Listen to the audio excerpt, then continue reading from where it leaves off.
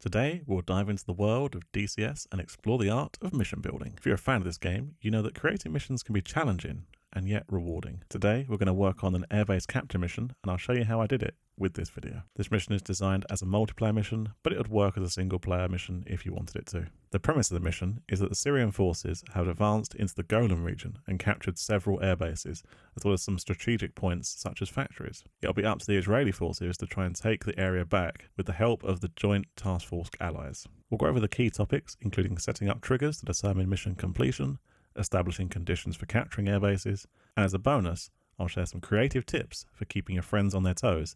So let's get started. Step 1, I use the draw tool to mark out the area where my mission will take place. This step is completely optional. Step 2, get the air bases assigned to blue, red, or neutral. It's as simple as clicking on the airbase and changing the drop-down box to set which coalition controls that airbase. Step 3, start building the core components of your mission. In this case, we want to focus on Rosh Pina. I like to start with building a test mission. We only need a single red combat unit inside the airbase zone. You can see the airbase zone defined by the circle, then place down a single blue unit outside the airbase zone. It's important to know that an airbase can only be captured when all the combat units of the controlling coalition inside the zone have been destroyed, and the zone has been occupied by a combat unit of the other coalition.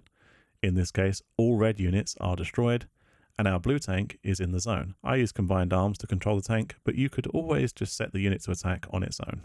Step 4. It's time to set up a trigger to let the players know when an airbase has been captured. When a player is busy flying around, it would be really easy for them to lose situational awareness and not know if the objective was completed. We'll set up a text trigger paired with a sound to grab their attention. The trigger setup is very simple. For trigger type, you can either set it to once or switch condition. It depends if you want the trigger to only happen once or each time that blue captures the airbase. I like to name my triggers to help future me know what each trigger does. The event type is on base capture. I also like to set a color for each type of trigger. In the condition section, set coalition has aerodrome, then select blue as the coalition and the airdrome as Rosh Pina, or whichever base that is that you're trying to capture. In the action section, set sound to coalition, set the coalition as blue, choose the sound file. I have a Morse code sound that will play. If you want to delay the sound, then set a start delay. Also, set message to coalition, choose blue as the coalition and input your message into the text box. Set how many seconds you want the message to display for and any start delay for the message.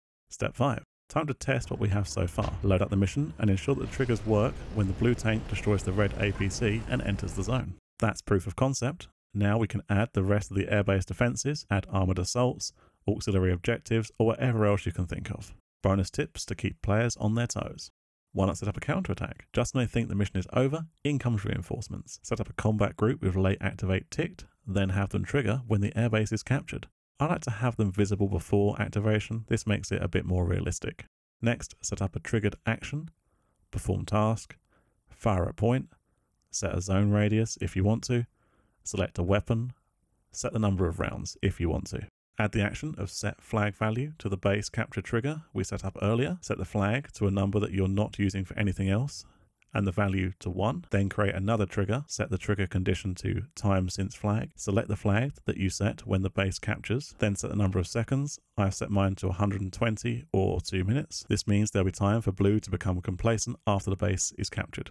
Then in actions, set AI task push and choose the AI action for the group that you set up. You could even set up another message trigger to let blue know that the fight isn't over. Now it's over to you to set the weather, sand systems, cap, support flights, and more, but at least now you know how to set up the main objective. I'd love to hear about what sorts of missions you enjoy creating the most in the comments. Why not check out this playlist if you need help with other mission creation aspects? Thank you for watching. Please leave a like if you found the video useful. Subscribe for more.